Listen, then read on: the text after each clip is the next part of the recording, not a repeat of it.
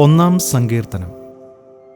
ദുഷ്ടന്മാരുടെ ആലോചന പ്രകാരം നടക്കാതെയും പാപികളുടെ വഴിയിൽ നിൽക്കാതെയും പരിഹാസികളുടെ ഇരിപ്പിടത്തിൽ ഇരിക്കാതെയും യഹോവയുടെ ന്യായപ്രമാണത്തിൽ സന്തോഷിച്ച് അവൻ്റെ ന്യായപ്രമാണത്തെ രാപ്പകൽ ധ്യാനിക്കുന്നവൻ ഭാഗ്യവാൻ. അവൻ ആറ്റരികത്ത് നട്ടിരിക്കുന്നതും തക്ക കാലത്ത് ഫലം കായ്ക്കുന്നതും ഇലവാടാത്തതുമായ വൃക്ഷം പോലെ ഇരിക്കും.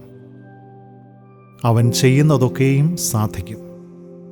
ദുഷ്ടന്മാർ അങ്ങനെയല്ല, അവർ കാറ്റുപാറ്റുന്ന പതിർ പോലെയത്രേ.